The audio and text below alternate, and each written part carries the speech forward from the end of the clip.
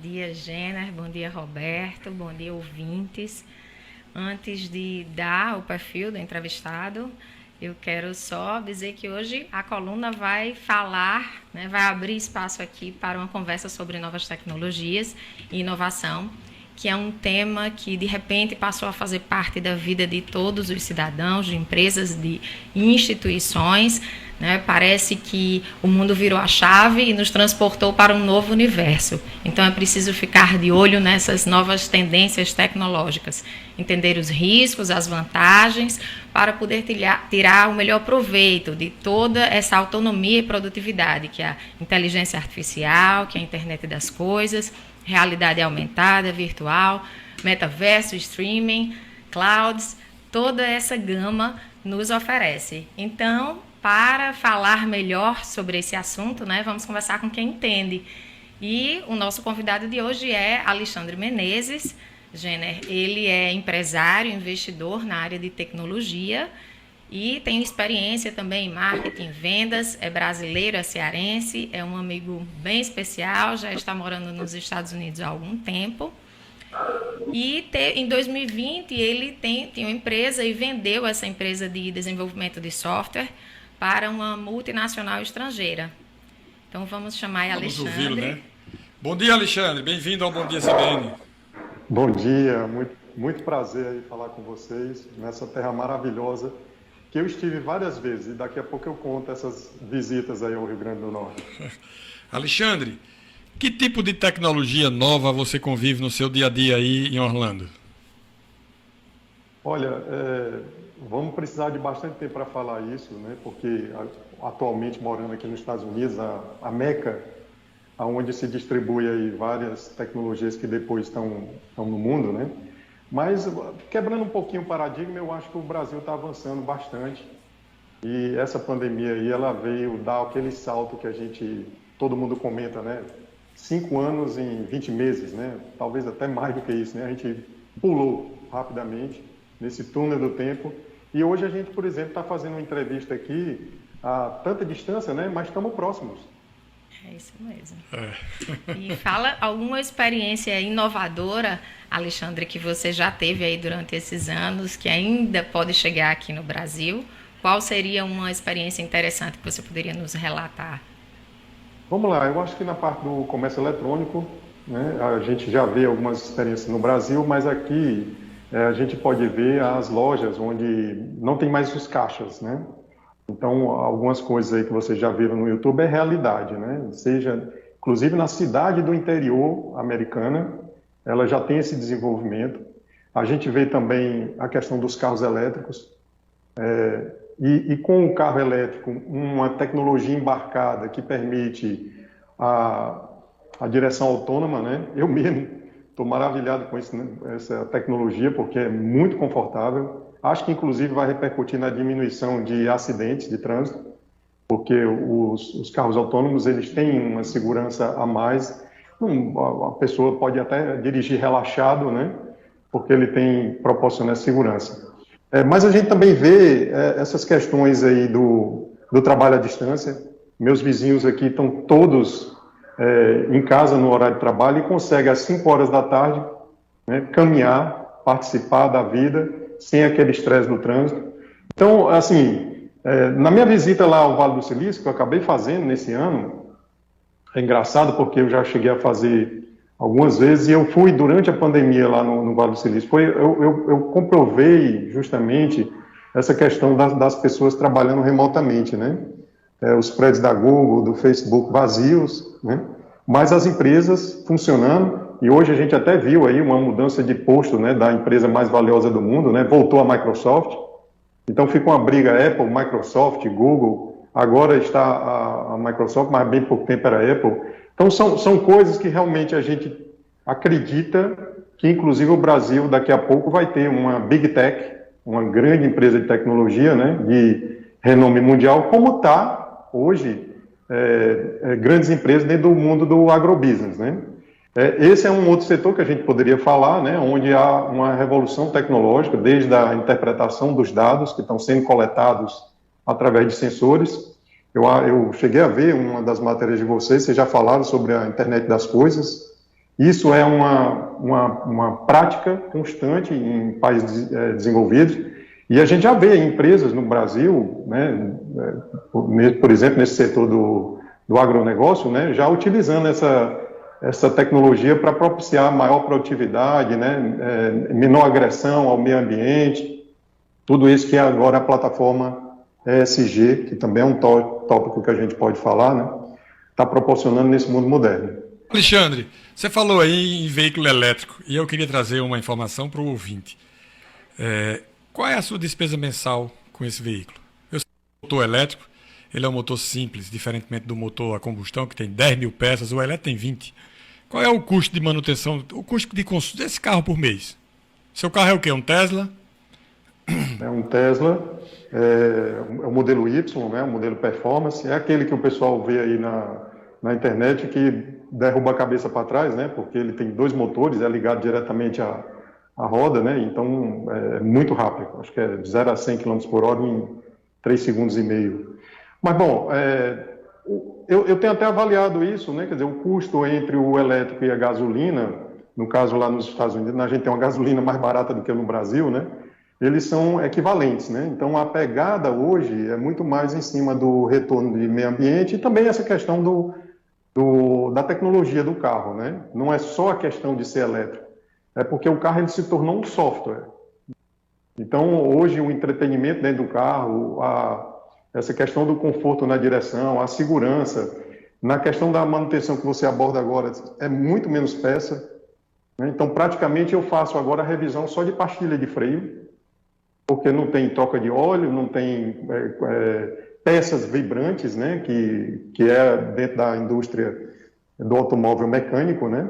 Então, o carro elétrico, realmente, ele tem uma manutenção menor. Ele ainda é um carro caro porque está se ganhando escala em produção.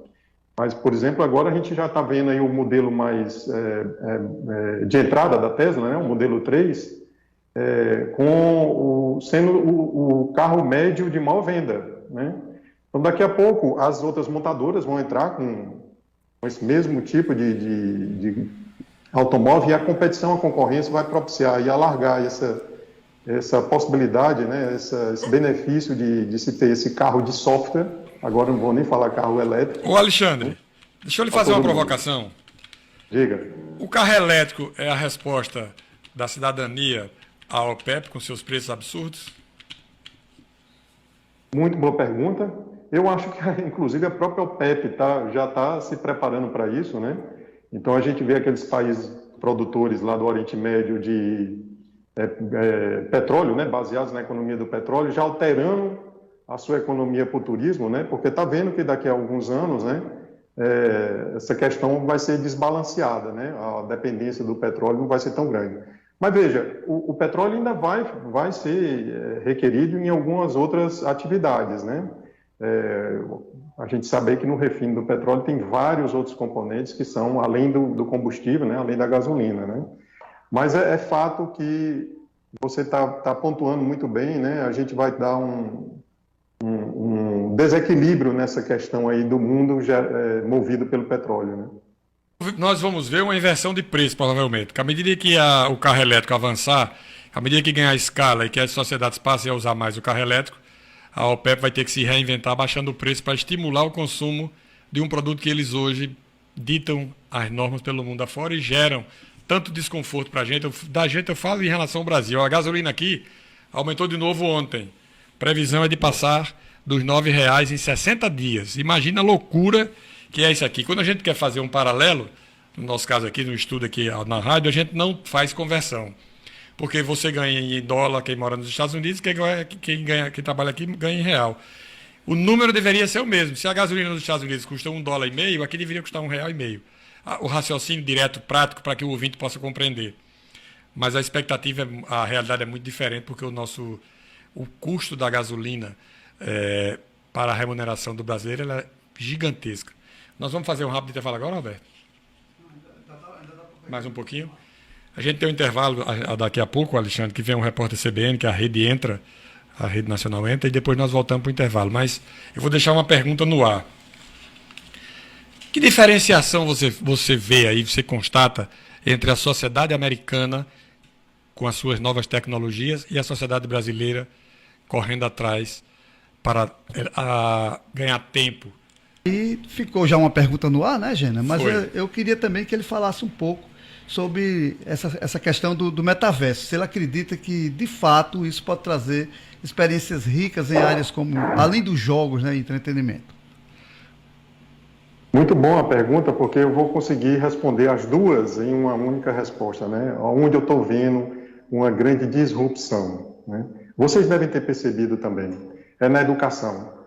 Eu acho que as nossas crianças, aqui toda escola pública funciona através de aplicativo, e aí veio aí essa pandemia, né? E as pessoas os alunos tiveram que trabalhar remoto, a escola teve que se adaptar. E o uso intensivo da tecnologia, ele vai propiciar a chegada nesse metaverso. Acompanhe comigo que os alunos entraram na sala de aula através de um quadrado, um 3x4, lembrando aí da fotografia de antigo, né? E ele vai sair desse 3x4 agora e vai poder entrar num universo, chamado aí o metaverso, né? E se comportar como pessoa, né? Lá dentro. Hoje está se propondo os avatares, né? Mas quem sabe se daqui para frente não vai entrar um holograma?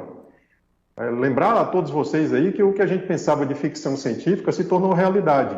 Então a gente não pode agora criar obstáculos para que a imaginação desse holograma, né, dentro do metaverso não seja possível. E eu acho que inclusive esse setor de educação, ele deve ser algo que o brasileiro, assim, as escolas tanto públicas quanto privadas no Brasil devem tomar com bastante atenção. E não só dos alunos, não só das pessoas, né, que estão na idade escolar, né, mas do adulto também. A gente falava antigamente em treinamento, né, e agora a gente tem que falar em reeducação, porque o adulto também está tendo que ser inserido dentro desse mundo digital numa velocidade. Eu acredito muito no brasileiro porque a gente tem essa pegada da adaptação. A gente supera muitas crises, a gente supera essas revoluções, né? Então, a tecnológica é mais uma. Eu acredito que daqui a pouco esse setor educacional brasileiro ele vai estar acompanhando essas tecnologias que já estão sendo propiciadas por outros governos, né? E a gente vai ter uma população reeducada para esse novo mundo. Vai lá, Roberto. A gente tem visto realmente isso acontecendo, mas a gente também tem visto a questão do aumento da demanda para soluções tecnológicas. E aqui no Brasil, apesar de que isso tem também ocorrido, não é ainda um processo que a gente pode dizer que está fluindo naturalmente. De novo, eu acho que assim, o desafio está posto, a gente tem que juntar aí a sociedade, o público, a sociedade civil, né, e enfrentar esse momento, porque agora é uma questão de sobreviver dentro desse novo mundo, né? Nós estamos falando agora aí a tantas milhares de quilômetros de distância, né, com uma afluência. Parece que eu estou tomando café aí com você, Gêner, Roberto, a Patrícia, né, e a gente batendo um papo, né? Então, é algo que a gente vai ter que se reinventar. Tem algumas experiências aí no Brasil, dentro desse ramo de superação, né, que eu acho incríveis, né? Eu vi agora há pouco aí reportagens onde, durante a pandemia, o camelô, o pequeno comerciante, teve que fazer venda através do WhatsApp, né? Então, e funcionou. Mesmo uma ferramenta não sendo uma ferramenta complexa, completa, né, para o e-commerce, né, mas essas interações aconteceram entre o cliente e o vendedor, né? E é dentro dessa linha aí que eu acho que a gente tem que não somente reeducar, como eu falei agora, o adulto, né, mas aguardar que essa criançada, que já está vindo com essa fluência dentro do mundo digital, né, vai chegar dentro do momento econômico deles serem compradores, serem ativos dentro da economia brasileira, e isso vai acontecer assim no estalar de dedos, tá? Ô Alexandre, é difícil empreender nos Estados Unidos? Não, negativo. Vocês devem acompanhar, né, que aqui a questão de desburocratização ela já acontece há tempos, né? Você abre empresa aqui com questão de horas, né? A questão também da tributação, aqui é uma tributação que não é em cima de uma receita, é tributação em cima de um lucro, né? O que também ajuda bastante o empresário, né? Também tem as questões de própria colaboração entre as empresas, né? Porque aqui há uma subdivisão muito grande e a gente consegue, mesmo sem grandes custos fixos, né? Não precisa arregimentar tanto custo fixo para poder gerar uma grande empresa, né? O conceito aí é de que empresas ricas enriquecem o país. Aqui é o contrário. Empresas ricas são perseguidas no país. É um negócio impressionante. Esse é um resumo da minha visão. Alexandre, o tempo já voou, eu vou voltar a palavra com você para que você faça uma mensagem ao nosso ouvinte. É uma mensagem de futuro. O que é que você acha que vem pela frente, tanto no aspecto tecnológico como no aspecto de pessoal, de vida, de enfrentar um tempo novo? Gênero, então me permita olhar olho no olho aí dos ouvintes aí do programa CBN, né, e falar para vocês que agora vocês têm uma possibilidade de ir na sua terra natal, né, ir no seu local, onde você criou raiz, você trabalhar com o mundo, né. Isso aconteceu com diversos amigos potiguares, eu conheço vários deles, vocês têm exemplos muito bons disso aí. Eu mesmo, não revelei, eu falei agora no início, né, eu fui morador de uma cidade do interior aí, meu pai bancário na época, né, então fui transferido para Santa Cruz, e eu morei aí durante minha infância, 1 ano e meio, e sei aí das Isso foi em que ano, do... Alexandre? Opa, será que nós somos amigos aí? Não, isso foi em que... Não, mas foi em que ano? Sabe, porque Santa Cruz passou por uma transformação muito grande nos últimos 10 anos, e hoje é uma cidade que virou um destino religioso. É uma cidade que hoje a população praticamente dobrou nesses 10 anos e é uma das cidades do interior com maior taxa de crescimento econômico. Fico muito satisfeito. Fico muito satisfeito. O ano que eu devo ter morado lá foi 78, 79. Eu nasci em 71, tenho 50 anos, né? Então eu fiquei ali mais ou menos na minha primeira infância ali, 1 ano e meio ali em Santa Cruz, de novo, por conta do meu pai ser do Banco do Brasil, né? Mas tenho grandes recordações. Eu visito muitas vezes aí o Rio Grande do Norte porque eu tive um time, isso a gente acabou não falando, né? Mas a minha empresa anterior foi vendida para essa multinacional aí, que a Patrícia relatou, né? A gente chegou a ter 80 profissionais de tecnologia baseados no Rio Grande do Norte. A empresa no total tinha um pouco mais de 800 pessoas, né? Sendo 80 aí no Rio Grande do Norte. Veja bem, desenvolvimento de software daí para o mundo. Alexandre, muito obrigado por sua participação aqui conosco. Voltaremos a conversar mais à frente, tá certo? Eu articulo via Patrícia aqui um novo bate-papo daqui a mais um tempo. Obrigado. Muito obrigado.